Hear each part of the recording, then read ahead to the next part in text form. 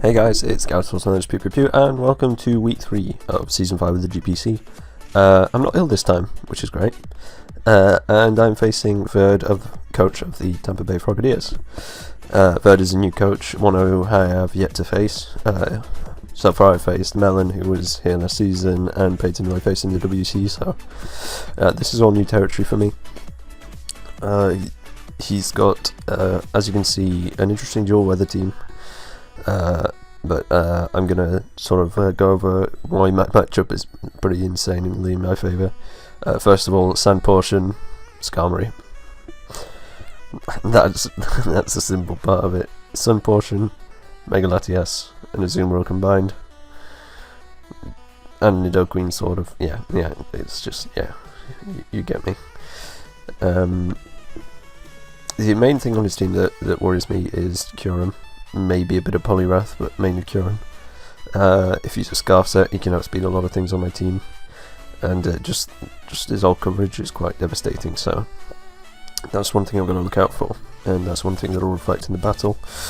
Offensively speaking, Azumarill has quite a bit of pressure. Nothing massive, but a decent amount. Durant, boy, Durant is looking good this game. Yeah, it's going to be a definite bring. As for what other offensive mons I'm going to bring, I'm not too sure. But as I said before, Latias, Azumarill, Skarmory, and Nidoqueen are definitely coming. Durant for sure. Maybe Rotom for the Poliwrath. So that was sort of the team matchup ideology. His offense does next to nothing to me, and I've got a decent enough offensive matchup. So it's looking like almost a guaranteed win just for matchup alone. So let's hop into the build. As you can see, this is the team that I decided to bring. I mentioned pretty much all of these in the team matchup, so I don't need to go over why I brought them on. But first off, as I said, Durant is looking pretty sweet this week. This set, the agility set, basically is a guaranteed sweep. If either I have rocks up or his Charizard is weakened. This coverage kills everything, literally everything on his team, aside from Poliwrath. Trevenant if it's at more than 75% HP and it's somewhat defensive, and Megazard if it's at over 50%. I did have Rock Slide over Excadrill at first, but I need it for the Mew. The speed is specifically to outspeed Excadrill. I'm going to have more to tie with Kyurem, but I don't want to risk a speed tie, even though I'm doing that on Latias. I mainly need Adamant, so I wasn't going to put some in to change my nature just to outspeed that, or even Charizard, so that's why I've got this exact spread. Once I get an agility up, I outspeed everything.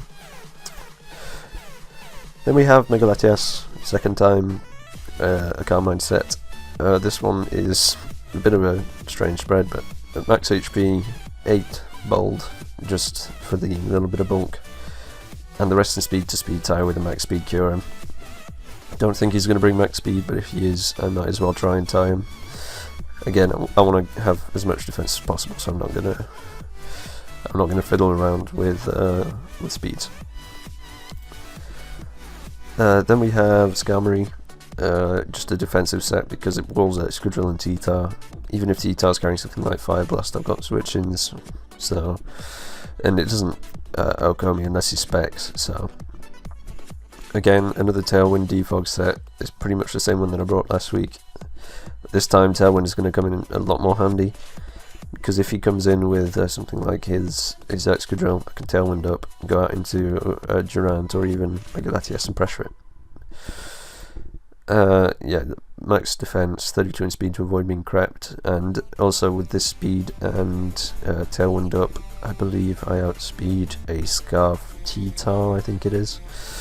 Because normally I'd run 24 or 28, depends on how many EVs I want to put in whatever. But yeah, 32 was for that. Again, 32 on this was to avoid being speed crept, but it just rounded out the HP I needed and stuff better. An Assault Vest one this week, just so I can take the Soul Beam and KO with Waterfall Aquajet combo. Poliwrath is mainly for the Poliwrath and whatever else he wants to bring in, which is supposedly a switch to this. And knock off for the Mew mainly, but also Trevenant. Yeah, this coverage just basically destroys him. It's just Azumarill being Azumarill. Then we have a Sugarberry Nidoqueen. It's sort of like a last resort against a Excadrill if it's not set up, or even against T-Tar. Hence the Focus Blast for T-Tar, Earth Power for Excadrill, literally anything else. And Stone Edge is there for specifically for Megazard. They spread it, kills it. And Stealth Rock again because it's got a Zard. Yeah, the 12 is to guarantee the Yoko, even with the negative nature, and I wanted Modest and almost max special attack. Speed was to creep max speed T-Tar, because if he is a speedy T-Tar he won't expect me to outspeed him, and I can just Focus Blast him and get a straight KO, and if I hit of course, and the rest in HP. Then we have Choice Scarf for Rotom Mo. Wasn't going to bring Scarf at first, but I needed something in case he had like a Scarf Poly or something. It's just good to have the extra speed. With Will-O-Wisp and Trick as my 2 spot moves, and you know, the usual. Max special attack Modest. This is to creep yet again Tyranitar, because if he's Scarf T-Tar then this will outspeed it. And the other things that he could have brought Scarf, mainly Cure him, I can't outspeed anyway, so there's no point on even trying to creep. That's the team that I brought. Durant hopefully is going to put in the work, and these two will wear down the offense, and these two will sort of be the big nukes of the team, with Rotom being the pivot. So that was the idea of this team. I think it does decently well, so I don't have much in terms of special defense, except for Zumaro, which can be quite worrying when he's got a Megazard and a Kyurem in the back, but with the Carmine's up, or even with just the resisted hits on this, I should be able to deal with it. So without further ado, let's hop straight into the battle. So you can see the teams that were brought, and what's the first thing you think? No Kyurem. So that's right, we've got one, possibly the biggest threat against my team, completely gone, just huge. He's brought Trevenant, Excadrill, Mew, Megazard Y, Tyranitar and Poliwrath. Wasn't expecting Trevenant, but I mean I can deal with it with basically everything on my team. So yeah, I don't think Trevenant's all too good, but that's just my opinion. He's probably brought it to hit the Latias rather hard. We'll see. As leads goes, he's either going to lead Excadrill, Mew, or Tyranitar. He has no immunity to Volt Switch that doesn't want to take a Leaf Storm. That thing takes like 70% from it, so yeah, Rotom is a safe enough lead, so I decide. Oh no, I don't actually, sorry. I believe I lead Nidoqueen wanted to get rocks up ASAP. I'm getting things mixed up. So I just go straight out into Rotom, expecting a Will-O-Wisp here. Because I was expecting him to expect me to go out into Skarmory. Either predicting the rocks to defog away or predicting a psychic type move on Nidoqueen.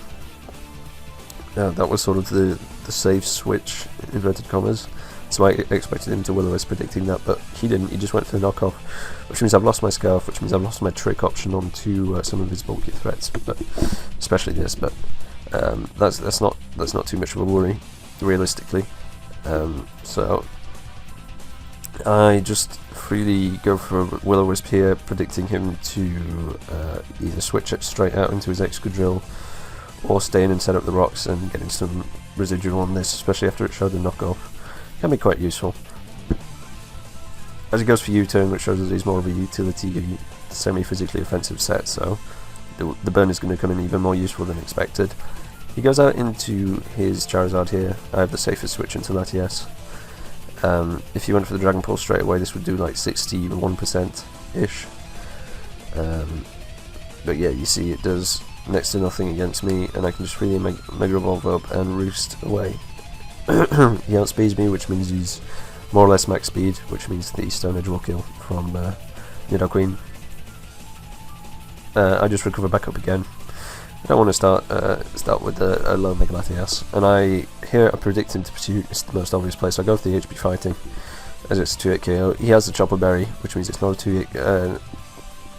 It's nearly a 2-hit KO. It's a 2-hit KO after rocks, but it's not quite there yet. So here he pursues as I stayed in, and expected him to predict me to recover right switch out into Azumarill, as he does just that and goes out into his Trevenant, which shows that this is indeed there to hurt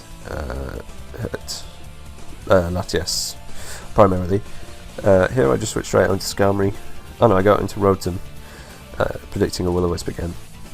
But he shows Phantom Force, and I just go straight out into Skarmory. It's just such a safe switch, as he gets a crit, and by this damage he's very physically offensive. He could be banded. I honestly can't remember if that roll was banded or not. It was definitely physically offensive, so that sort of gave me an idea of the set. Here I switch straight out into this, expecting either Megazard or Tyrant's Heart, so which is safe in a switch, as I just go for a knockoff. Oh no, Play Rough, sorry, as that does quite a lot of damage to this. Again, safest switch in the world back to Skarmory, now that I know he's offensive. As I believe I go for a Roost, or something of the sorts. Maybe even Brave Bird, I honestly can't remember what I do at this point. Did I double? Let's see, goes out into his... no, I did Roost this turn if I remember right. Tailwind, that was a play. And I just switched straight out into Latias, I believe.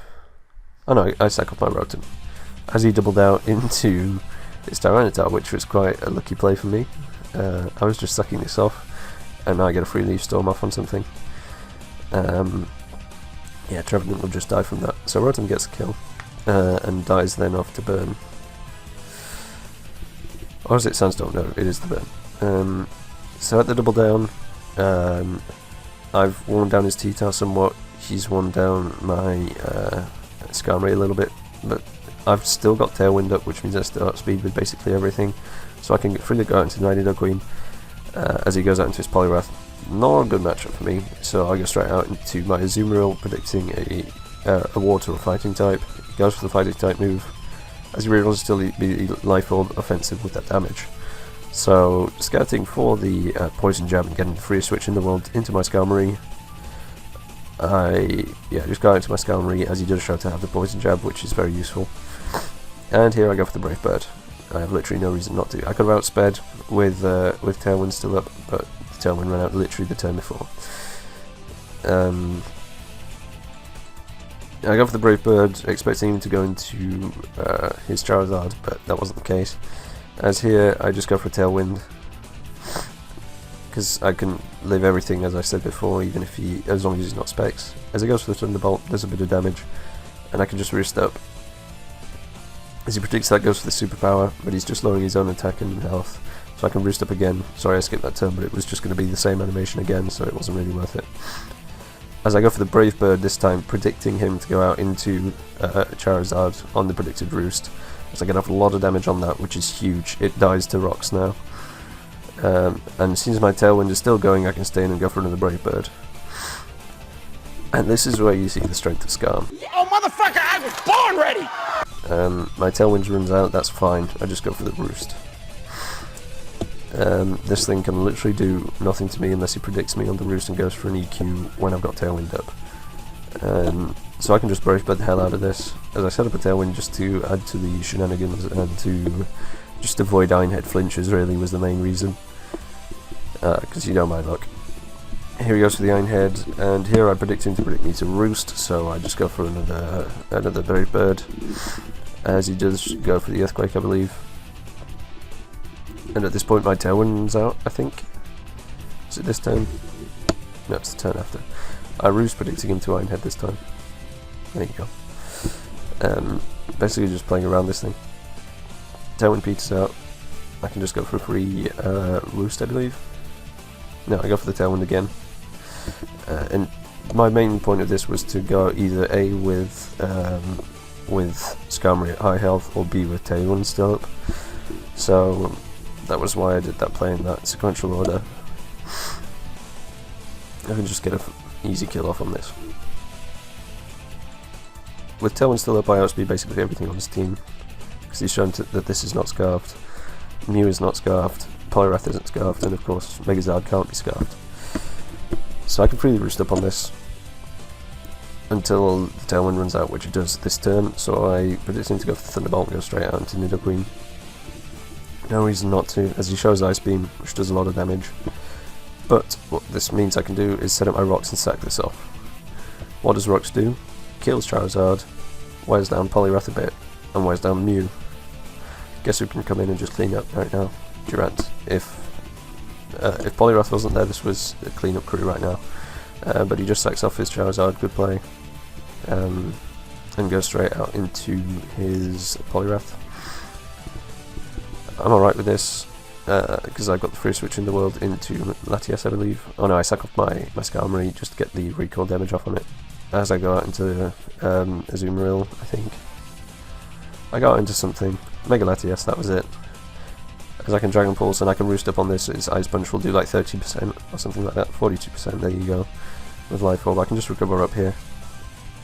No, I predict him to predict the recover, because this can switch back into Rocks and go straight onto his T-Tar. But he doesn't do that, so I'm comfortable with that. T-Tar at this range can die to HP fighting, and as you'll see, I get the high roll, so it does die. God, we're so good at games, man! And all he has left is his Mew, which is burned and physical, and so I can basically just roost, stall it, and then finish it off with Dragon Pulse later on. So yeah, that's the game. He does end up forfeiting here, which is understandable. It would have just been like a lot of turns of him just slowly being whittled down by Burn, so I essentially win 3-0 here. Again, I had a pretty damn good matchup here. To be fair to Bird, he played very offensively and played pretty damn well in the circumstances. I did make a couple of misplays, but nothing too major, which means that it didn't cost me the game. But yeah, overall his T-Tower set was very interesting. I do think that was well equipped to deal with my team. Trevenant was quite an interesting bring, but it did end up giving me quite a run for my money if Skarm wasn't there. Yeah, aside from that, it was just a pretty straightforward game. Megalatias ended up getting 3 kills this week, I believe. It killed the T-Tar, it killed the Polyrath, and it essentially killed this. So it's definitely the MVP, and plus it just sponges everything. Next week, I can't remember who I face. It's the New England Pachirisus. I forget who the coach is. I think it's Turbo. I honestly can't remember. But it is the New England Pachirisus. I remember reading that on the fixture page. So hopefully I can come back with a good matchup again and win for another game. Yeah, that's pretty much all I have to say. 3-0, sitting pretty near the top of the table. I'm not going to spoil the other games and say exactly where I am, but I'm definitely near the top, obviously. So all that's left is for me to thank you for watching, and I'll see you in the next one. Bye bye.